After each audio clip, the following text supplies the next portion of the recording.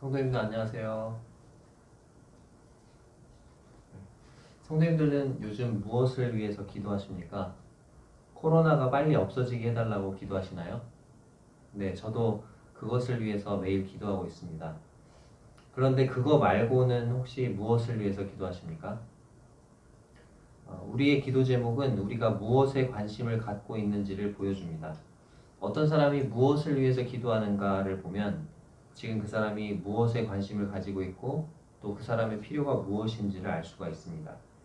오늘은 성경에 나오는 한 인물의 기도를 살펴볼 텐데요. 이 사람의 기도 내용을 보면 이 사람이 무엇 때문에 감사하고 있는지 또 무엇에 관심을 두고 간구의 기도를 드리고 있는지 알 수가 있습니다.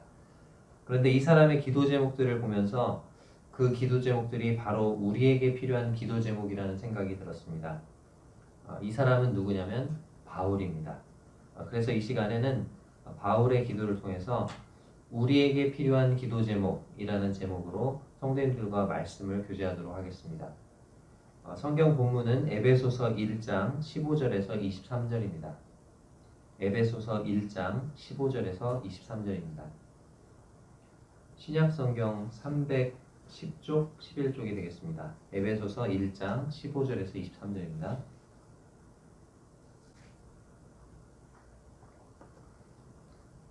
제가 읽겠습니다. 이로 말미암아 주 예수 안에서 너희 믿음과 모든 성도를 향한 사랑을 나도 듣고 내가 기도할 때에 기억하며 너희로 말미암아 감사하기를 그치지 아니하고 우리 주 예수 그리스도의 하나님 영광의 아버지께서 지혜와 계시의 영을 너희에게 주사 하나님을 알게 하시고 너희 마음의 눈을 밝히사 그의 부르심의 소망이 무엇이며 성도 안에서 그 기업의 영광의 풍성함이 무엇이며 그의 힘의 위력으로 역사하심을 따라 믿는 우리에게 베푸신 능력의 지극히 크심이 어떠한 것을 너희로 알게 하시기를 구하노라. 그의 능력이 그리스도 안에서 역사하사 죽은 자들 가운데서 다시 살리시고 하늘에서 자기의 오른편에 앉히사 모든 통치와 권세와 능력과 주권과 이 세상뿐 아니라 오는 세상에 일컫는 모든 이름 위에 뛰어나게 하시고 또 만물을 그의 발 아래 복종하게 하시고 그를 만물 위에 교회의 머리로 삼으셨느니라. 교회는 그의 몸이니 만물 안에서 만물을 충만하게 하시는 이의 충만함이니라. 방금 읽은 본문에는 사도 바울의 기도가 나옵니다.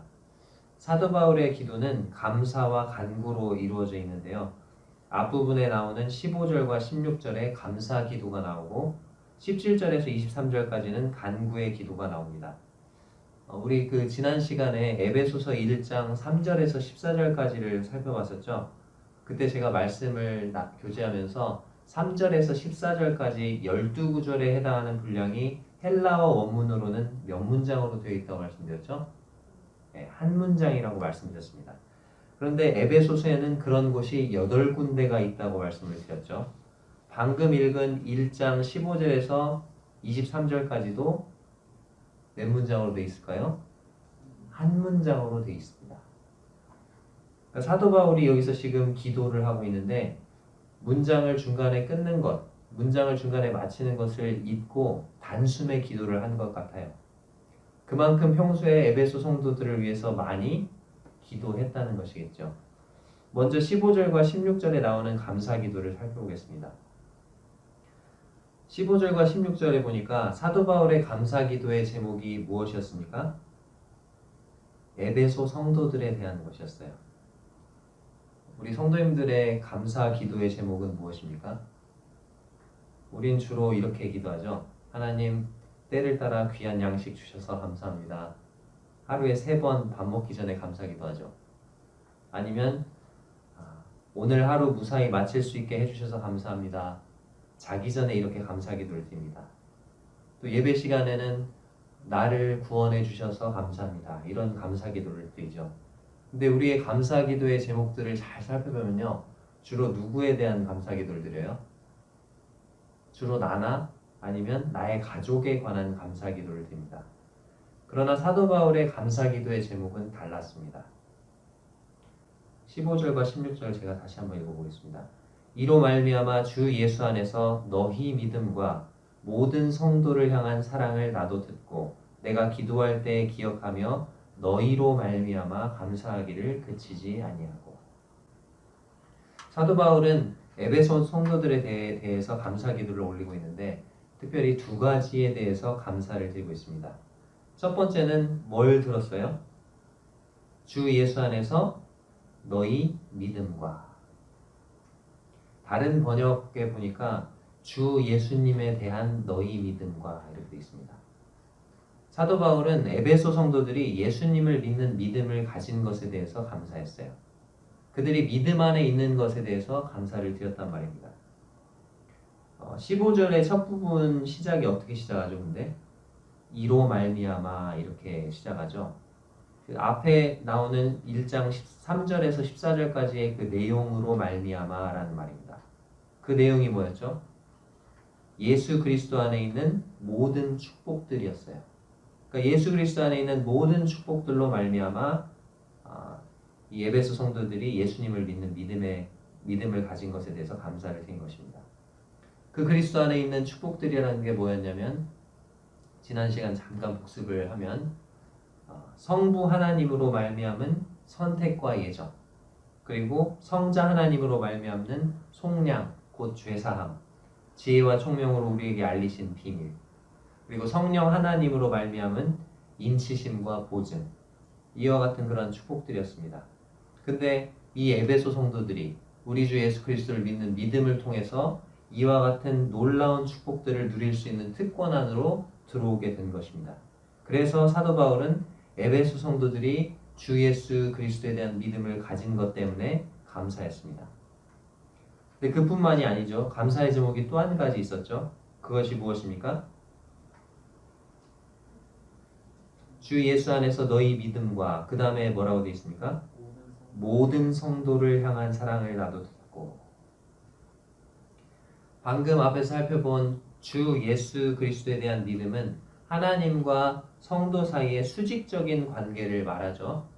그렇다면 모든 성도를 향한 사랑은 성도 간의 수평적인 관계를 말하고 있는 것입니다. 하나님과의 수직적인 관계가 올바르다. 그러면 뭣도 올바르게 될까요? 성도와의 수평적인 관계도 올바르게 될 것입니다. 그런데 수직적인 관계는 올바른데 수평적인 관계가 올바르지 못하다면 뭔가 잘못된 거겠죠. 예수님을 믿는 믿음은 있는데 성도들을 사랑하는 마음이 없다. 그렇다면 그 믿음은 뭔가가 잘못된 것입니다. 즉 성도에 대한 사랑은 그 믿는 믿음이 진실한 것을 보여주는 증거인 것입니다. 그러니까 진실한 믿음은 사랑으로 이어지게 되어 있는 거죠. 요한일서가 우리에게 그것을 말해주고 있어요.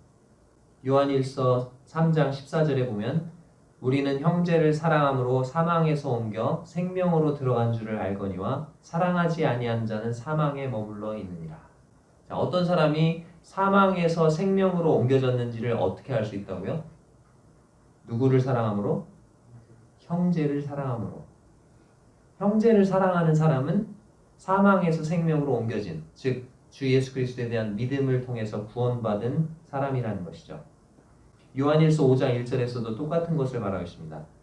예수께서 그리스도이심을 믿는 자마다 하나님께로부터 난 자니 또한 낳으신 이를 사랑하는 자마다 그에게서 난 자를 사랑하느니라. 이 구절에서도 똑같은 걸 말하고 있죠. 믿는 자는 사랑한다는 것입니다. 믿음에는 사랑이 수반된다는 거예요. 믿는 자는 하나님의 자녀가 되었고 그들의 아버지 하나님을 사랑할 뿐만 아니라 그 아버지의 자녀들, 하나님의 자녀들까지도 사랑한다는 것입니다.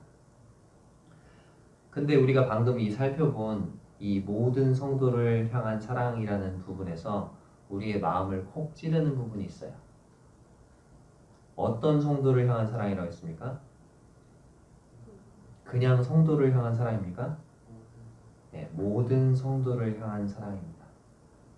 성도들 중에서 내 마음에 드는 일부 성도들만 사랑하는 게 아니에요. 성도들 중에 나랑 마음에 안 맞는 몇 명만 빼고 성도들 대부분을 사랑하는 것도 아닙니다. 모든 성도를 사랑하는 거예요. 이것이 사도 바울의 감사의 제목이었습니다. 그리고 이것은 동시에 하나님이 기뻐하시는 일이었고 칭찬하시는 일이었어요. 그래서 하나님은 이 사도 바울의 감사의 제목을 통해서 에베소 성도들을 칭찬하고 계시는 거예요. 이 에베소 성도들은 주 예수 그리스도에 대한 믿음을 가졌을 뿐만 아니라 그 믿음을 모든 성도에 대한 사랑으로 증거했던 것입니다. 에베소 성도들은 갈라디아서 5장에 나오는 것처럼 사랑으로서 역사하는 믿음을 가졌던 것입니다.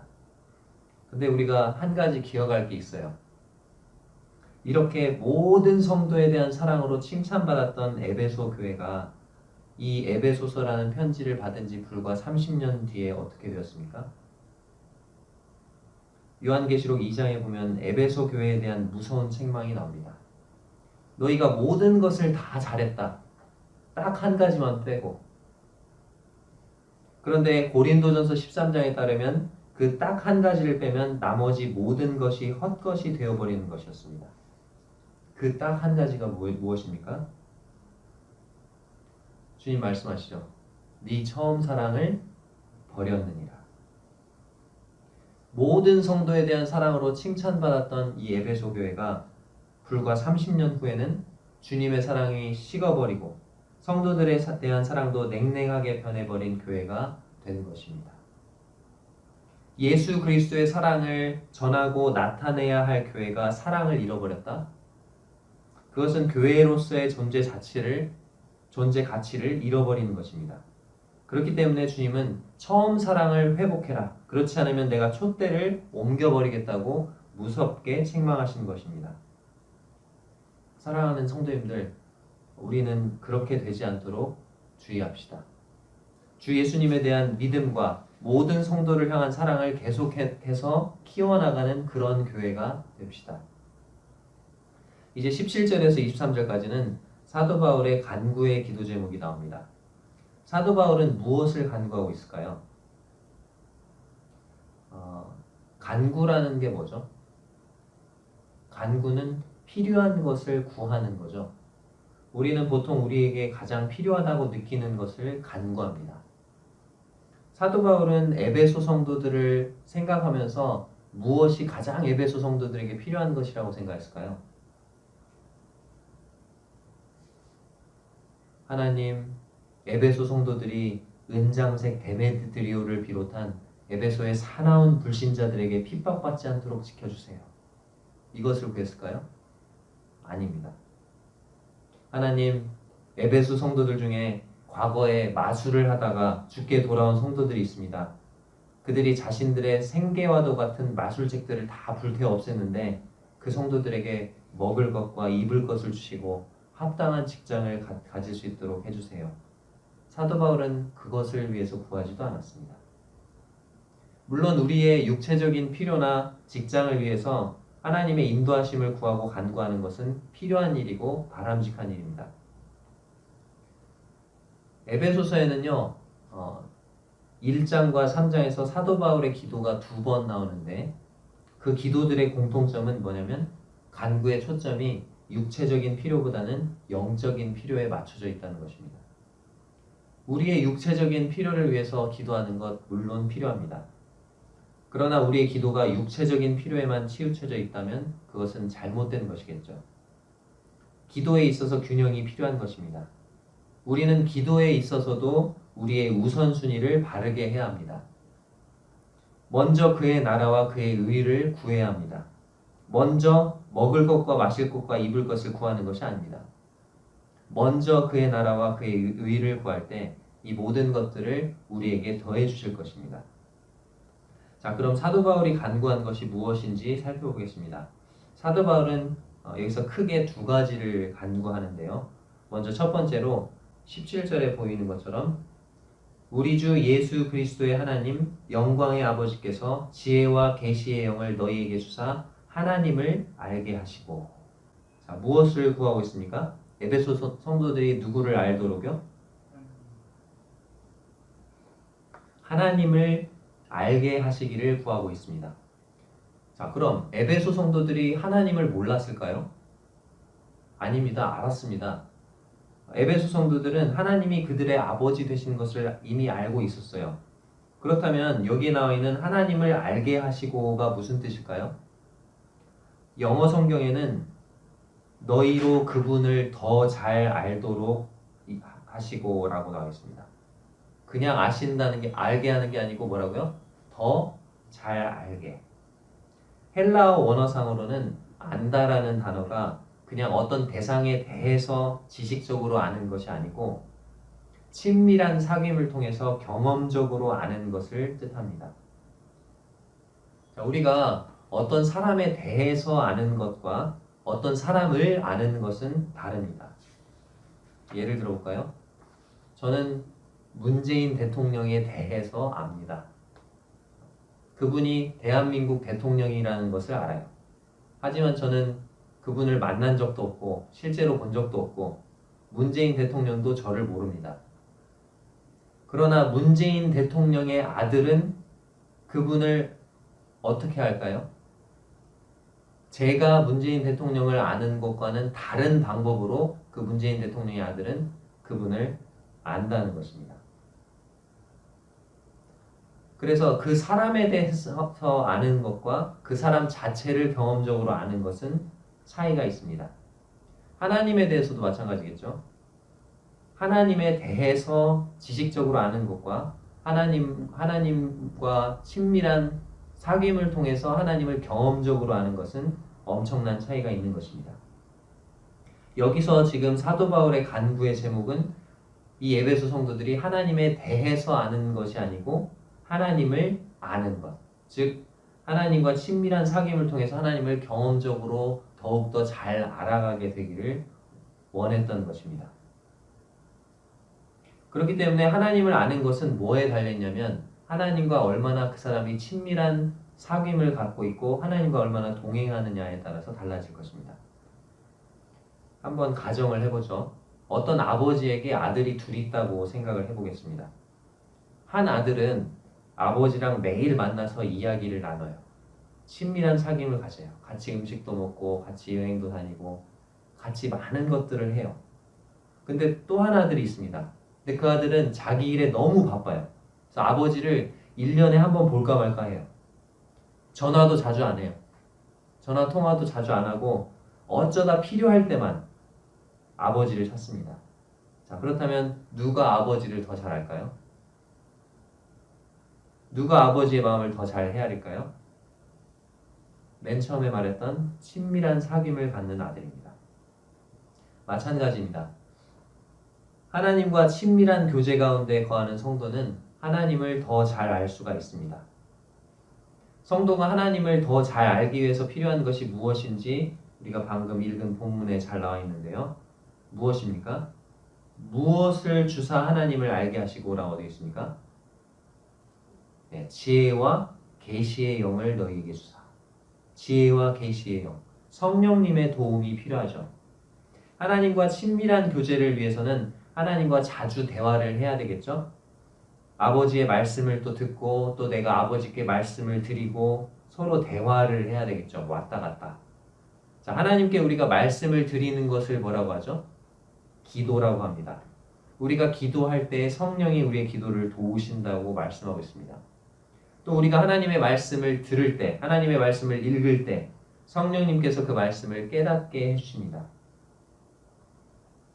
이와 같은 말씀과 기도를 통해서 우리가 하나님과 친밀한 사귐을 가지게 되면 하나님이 어떤 분인지 더 잘 알게 되는 거예요.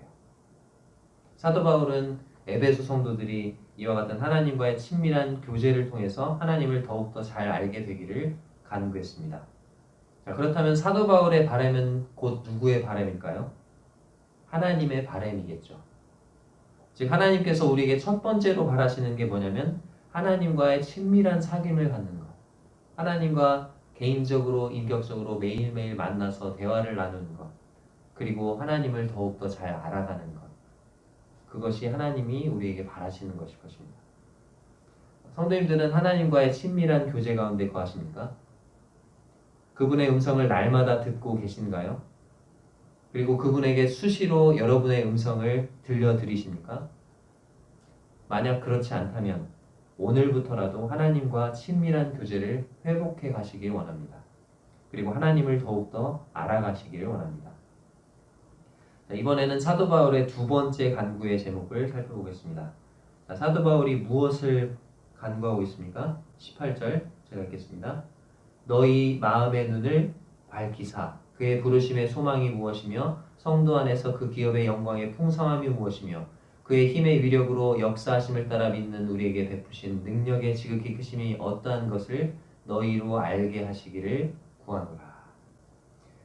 사도 바울의 두 번째 간구의 제목은 에베소 성도들의 마음 눈이 밝혀지는 것이었습니다. 하나님께서 너희 마음의 눈을 밝혀주셨으면 좋겠다. 자, 눈이 밝아진다는 것은 무슨 의미일까요? 눈이 밝아진다. 선명하게 더 잘 볼 수 있다는 말이죠. 제가 가끔 눈이 어두워질 때 하는 일이 있습니다. 뭘까요? 제가 눈이 어두워질 때가 있어요. 안경을 쓰고 있잖아요. 눈이 가끔 어두워지거든요. 그럼 안경을 닦습니다. 안경을 깨끗하게 세척을 하고 안경을 닦습니다. 하루 종일 제가 이렇게 안경을 쓰고 생활하다 보면은 이 렌즈에 먼지와 손때가 낍니다. 제가 만약에 안경을 일주일간 안 닦았다 그러면 어떻게 될까요? 앞이 잘 안 보일 것입니다. 엄청난 먼지와 손때로 인해서 시야가 흐려져서 선명하게 볼 수가 없어요. 가끔 제 아내가 저에게 안경을 닦아달라고 합니다. 한동안 안경을 안 닦은 것 같아요. 그래서 안경을 받아가지고 제가 딱 불어가지고 안경을 닦아서 돌려줍니다. 안경을 딱 받으면서 뭐라고 하는지 아세요? 세상이 밝아졌어. 세상이 밝아졌대요. 선명하게 이제 밝게 볼 수 있다는 거죠. 우리의 마음 눈도 마찬가지예요. 우리의 마음의 눈, 그리고 영적인 시야도 죄로 인해서, 그리고 이 세상에 있는 우리 마음을 빼앗는 여러 가지 요소들로 인해서 흐려질 수 있다는 것입니다. 육신의 정욕과 안목의 정욕과 이생의 자랑과 같은 것들로 인해서 우리의 마음의 눈에 먼지와 때가 끼고 영적인 시야가 흐려질 수 있습니다. 그래서 우리가 마땅히 봐야 할 것을 선명하게 보지 못하고 흐릿하게 보는 것입니다. 그렇기 때문에 사도 바울은 하나님께서 우리의 마음의 눈을 밝혀주시기를 간구했습니다. 근데 여기 보니까 우리 마음의 눈이 밝아질 때 세 가지를 제대로 볼 수 있다고 말하고 있어요. 첫 번째, 부르심의 소망이 무엇인지를 밝히 볼 수 있습니다. 두 번째, 기업의 영광의 풍성함이 무엇인지를 밝히 볼 수 있어요. 세 번째, 능력의 지극히 크심이 어떠한지를 밝히 볼 수 있습니다. 자, 그러면 첫 번째, 우리 마음 눈이 밝아질 때 제대로 볼 수 있게 되는 첫 번째는 뭐냐면 부르심의 소망이 무엇인지, 부르심의 소망이 무엇인지를 잘 볼 수 있게 됩니다. 자, 그럼 부르심의 소망이 뭘까요? 하나님께서 우리를 구원으로 부르셨죠. 그래서 우리를 죄에서 구원해 주셨어요. 근데 그게 다가 아니라는 거예요. 그냥 우리 죄를 용서해 주는 것으로 끝나는 것이 아니라는 거예요. 우리를 구원으로 부르신 그 부르심에는 소망이 있다는 것입니다. 어떤 소망입니까?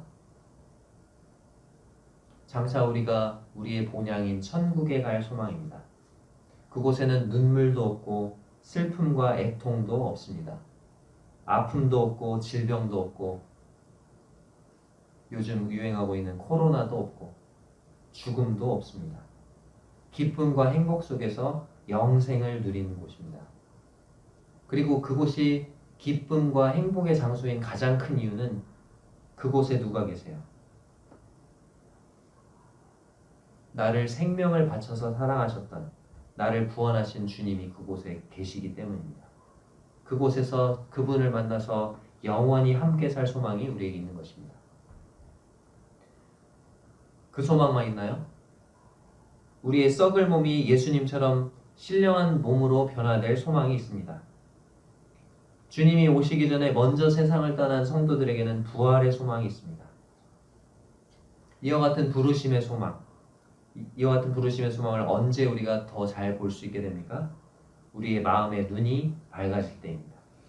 우리 마음의 눈이 밝아질 때 우리의 영적인 시야가 더욱더 선명해지고 우리는 이 세상이 아닌 우리를 부르신 소망에 우리의 눈을 두게 되는 것입니다.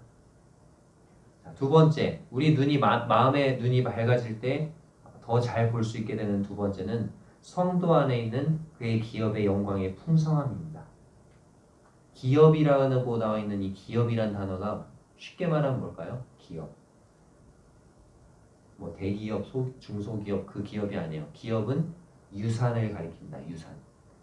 자, 근데 유산은 언제 받죠? 누군가가 죽었을 때 뒤에 남겨진 사람이 받게 되는 재산을 유산이라고 합니다. 보통 부모님이 돌아가셨을 때 이렇게 받게 되는 것을 상속받게 되는 것을 유산이라고 하죠. 이 땅에서 누군가가 나에게 유산을 한 10억 정도 남긴다. 그럼 어떨까요? 좋겠죠. 따봉입니까? 좋겠죠. 그 즐거움이 근데 얼마나 오래 갈까요? 그 즐거움을 몇 년이나 누릴 수 있겠습니까? 그 즐거움은 길어봐야 50년? 50년이 못 가는 즐거움이에요. 그리고 그 유산도 함부로 막 쓰면 어떻게 되죠? 다 소모가 되고 소진되고 없어져 버리는. 그래서 많은 사람들이 이 땅에서 막대한 유산을 받은 후에 흥청망청 써가지고 망하는 사람들 많죠. 그런데 우리가 하나님께 받게 될 유산은 이 땅에 있지 않습니다. 하늘에 있어요. 그 하늘에 있는 우리가 장차 상속받게 될 유산은요, 다함이 없어요. 아무리 써도 없어지지 않아요. 쇠함이 없어요. 영원한 유산입니다. 근데 이 하늘에 있는 유산도 유산이죠. 유산. 누군가의 죽음으로 인해서 우리가 상속받게 되는 거예요. 그 누구가 누구죠? 예수 그리스도입니다. 우리는 예수 그리스도의 죽으심을 통해서 하늘에 있는 유산을 상속받게 되었습니다. 마태복음 5장에 보면은 심령이 가난한 자는 복이 있나니 천국이 그들의 것이며 온유한 자는 복이 있나니 그들이 땅을 기업으로 받을 것이라고 했어요. 구약시대 이스라엘 백성은 가나안 땅을 기업으로 받았다면 우리는 그보다 훨씬 더 좋은, 훨씬 더 나은 천국을 기업으로 받는 것입니다. 그 천국이 얼마나 영광스러운지, 그 영광의 풍성함이 얼마나 놀라운지 우린 계시록에서 살펴볼 수 있죠. 그 천국은 수정같이 맑은 생명수의 강이 흐르는 곳입니다. 첫사람 아담도 먹지 못했던 생명나무의 실과를 먹을 수 있는 곳입니다. 그곳은 지극히 귀한 각종 보석들과 벽옥과 맑은 유리 같은 정금으로 우리 주님이 친히 우리를 위해서 만드신 집이 있는 곳입니다. 그곳은 하나님의 찬란한 영광의 빛이 가득하기 때문에 해와 달의 비침이 쓸데없는 곳입니다. 우리의 마음 눈이 밝아질 때 우리는 우리가 하늘에서 상속받게 될 영광스럽고 풍성한 유산에 우리의 눈을 고정시킬 수 있게 됩니다. 자, 이제 세 번째, 우리의 마음 눈이 밝아질 때 밝히 볼 수 있는 세 번째가 뭡니까? 19절에 나와 있죠. 그의 힘의 위력으로 역사하심을 따라 믿는 우리에게 베푸신 능력의 지극히 크심이 어떠한 것을 너희로 알게 하시기를 구하노라. 믿는 우리에게 베푸신 능력의 지극히 크심. 믿는 우리에게 베푸신 그 능력이 얼마나 지극히 큰지를 볼 수 있게 된다는 거예요. 자, 근데 하나님께서는 우리가 예수님을 믿을 때 그러니까 지극히 큰 능력을 베푸신다는 거예요. 우리에게. 잘 감이 안 오시죠? 느낌도 잘 안 오고. 지극히 크신 능력을 우리가 예수님을 믿을 때 지극히 크신 능력을 이미 베푸셨대요. 근데 그 능력이 어떤 능력입니까? 이 세 가지 능력이라고 나와 있어요. 첫 번째는 20절 첫 번째에 나와 있는 것처럼 그의 능력이 그리스도 안에서 역사하사 죽은 자들 가운데서 다시 살리시고. 어떤 능력입니까? 그 능력? 우리 믿는 우리에게 베푸신 하나님의 지극히 크신 능력? 부활의 능력이에요. 부활의 능력. 여기서 말하는 부활은 단지 죽었다가 잠깐 소생해서 다시 또 죽는 것을 의미하는 게 아니에요. 마르다와 마리아의 오빠 나사로도 살아났다가 죽었죠. 근데 예수님의 부활은 나사로의 부활과는 전혀 질적으로 다른, 차원이 다른 부활이었습니다. 예수님은 부활하셨고 지금까지 살아계십니다. 그분은 결코 다시 죽지 않으세요. 그분은 죽은 자 가운데서 영광스러운 몸으로 부활하셨고 사망의 권세를 이기셨습니다. 우리가 예수님을 믿을 때 하나님이 우리에게 베푸셨대요. 이미 지극히 크신 능력을. 근데 그 능력이 어떤 능력이에요? 바로 그 예수님을 부활시킨 그 능력. 그 능력이 우리 안에 머물고 있는 거예요. 그래서 만약 주님이 더디 오셔서 우리가 죽음을 맛본다면 그 하나님은 동일하게 우리도 죽은 자 가운데서 부활시키실 것입니다. 그 지극히 크신 능력을 사용해서. 그런 부활의 능력이 믿는 우리 속에서 뭐하고 있어요? 지금 역사하고 있는 것입니다. 자, 또 이 지극히 큰 능력은 어떤 능력입니까? 20절부터 22절에 나오는 것처럼 만물을 그리스도의 발 아래 복종하게 하시는 능력이에요. 20절 후반절부터 22절 초반절까지 한번 제가 읽어보겠습니다. 하늘에서 자기의 오른편에 앉히사 모든 통치와 권세와 능력과 주권과 이 세상 및 이 세상뿐 아니라 오는 세상에 일컫는 모든 이름 위에 뛰어나게 하시고 또 만물을 그의 발 아래 복종하게 하시고. 그 지극히 크신 능력이 하나님께서 예수님을 다시 살리셨을 뿐만 아니라 하늘에서 하나님 우편에 앉히셨다는 거예요. 그리고 그 예수님의 이름을 이 세상뿐만 아니라 오는 세상에서, 장차 다가올 세상에서 모든 이름 위에 뛰어나게 하셨어요.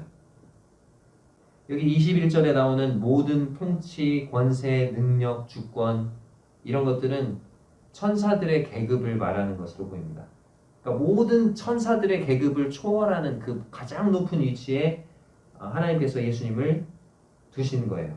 그리고 만물을 예수님의 발 아래 복종하게 하시는 겁니다.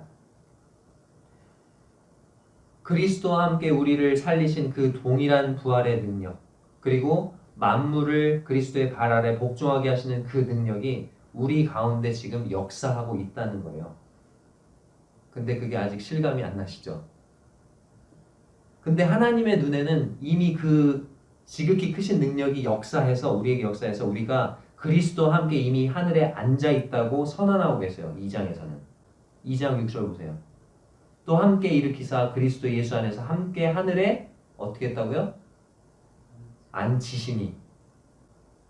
이미 하늘에 예수 그리스도와 함께 앉아 있다고, 하늘 보좌에 앉아 있다고 그렇게 말씀하고 계시는 거예요. 그러니까 하나님의 눈에는 우리가 이미 그리스도와 함께 하늘에 앉아 있는 것으로 보고 계시는 거예요. 근데 우리는 그게 실감이 나요, 안 나요? 잘 안 나는 것입니다. 우리의 영적인 눈이 흐려져 있기 때문에. 우리의 마음 눈이 어두워져 있기 때문에. 주님이 다시 오실 때 우리는 비로소 그것을 몸소 경험하게 될 것입니다. 그러나 우리는 우리의 마음의 눈이 밝아질 때, 이 밝아진 마음의 눈을 통해서 그것들을 미리 내다볼 수 있는 것입니다. 자, 이제 마지막으로 그 지극히 크신 하나님의 능력이 어떤 능력입니까? 22절 후반절에서 23절까지 나오는 것처럼 그리스도를 교회의 머리로 삼으시는 능력입니다. 그를 만물 위의 교회의 머리로 삼으셨느니라. 교회는 그의 몸이니 만물 안에서 만물을 충만하게 하시는 이의 충만함이니라. 방금 읽은 구절에서 교회의 위치가 어디예요? 교회의 위치가 어디 있는 것 같습니까? 22절 제가 다시 읽어볼게요. 또 만물을 그의 발 아래 복종하게 하시고 그를 만물 위의 교회의 머리로 삼으셨느니라. 자, 교회의 위치가 어디입니까? 교회가 어디 있대요? 만물 위에 있대요. 그럼 왜 교회가 만물 위에 있을까요? 우리가 그렇게 높은 위치였나요? 만물 위에 있대요, 교회가. 왜? 우리의 머리가 어디 있어요? 만물 위에 계시니까, 우리의 머리가. 교회의 머리 되신 그리스도가 만물 위에 계시기 때문에, 그리고 몸된 교회는 그 머리 되신 그리스도에게 붙어 있기 때문에 교회는 만물 위에 있는 거예요. 그러니까 교회는 머리 덕택에, 머리를 잘 만나서 출세한 거예요. 이 세상에서 머리와 몸보다도 더 가까운 사이가 있습니까? 머리와 몸만큼 뗄래야 뗄 수 없는 사이가 있습니까? 머리와 몸을 분리하면 어떻게 되죠? 죽잖아요. 운명 공동체예요. 뗄래야 뗄 수 없는 사이.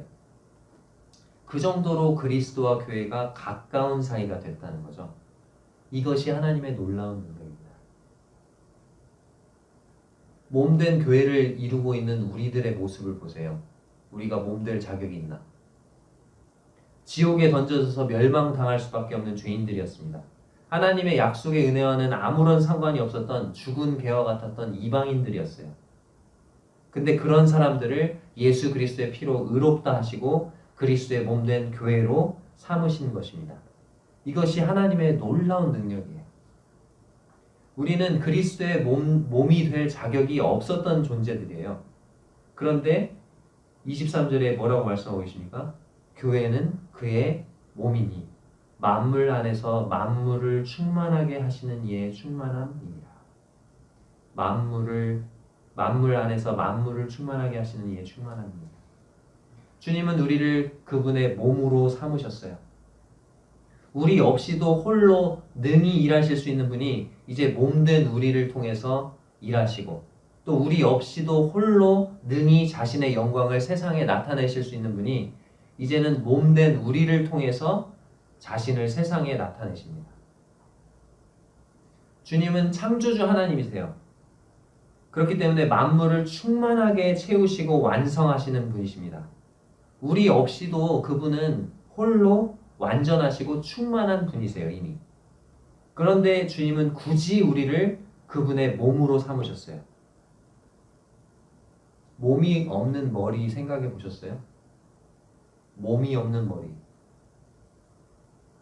몸이 있어야만 머리는 완전해지는 거잖아요.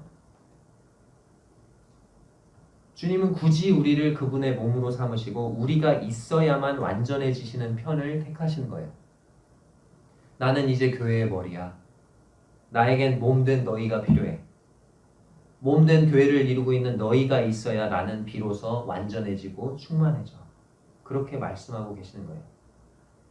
우리 없이도 완전하시고 이미 충만하신 분이 우리가 있어야만 완전해지시는 길을 택하신 것입니다.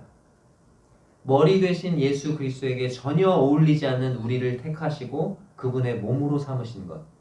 이것이 하나님의 놀라운, 지극히 놀라운 능력이고 우리가 이해할 수 없는 신비입니다. 이와 같은 우리에게 베푸신 하나님의 능력이 얼마나 높고 놀랍고 큰지 언제 알 수 있습니까? 우리의 마음 눈이 밝아질 때, 우리의 영적인 시야가 선명해질 때입니다. 우리의 마음의 눈이 이와 같이 밝아져서 하나님이 우리에게 진정으로 보여주시고자 하는 것들에 우리의 눈을 고정시킬 수 있게 되기를 바랍니다. 이 시간 사도 바울이 에베소 성도들을 생각하면서 올렸던 감사와 간구의 기도 제목들을 통해서 주시는 교훈을 살펴봤습니다. 사도 바울의 이 기도 제목들은 바로 이 시간, 현 시대를 살고 있는 우리에게 가장 필요한 기도 제목입니다.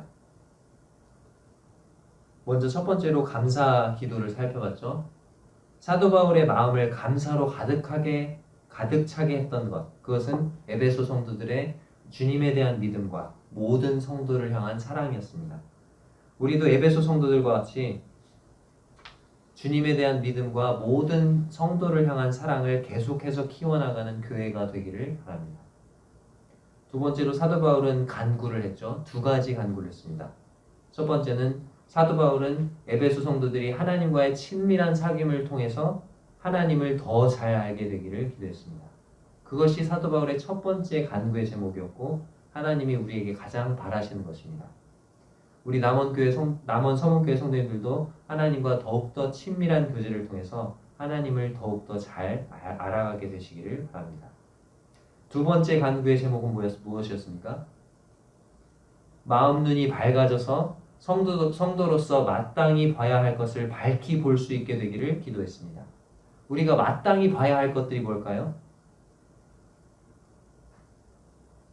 이 세상에 있는 많은 유혹거리들 이런 것들입니까? 우리의 마음을 사로잡는 것들입니까? 아닙니다. 우리가 마땅히 봐야 할 것들은 뭐냐면 부르심의 소망, 그것이 무엇인지, 기업의 영광의 풍성함이 어떠한지, 믿는 우리에게 베푸신 능력이 얼마나 지극히 큰지 이것을 밝히 볼 수 있게 되기를 기도했습니다.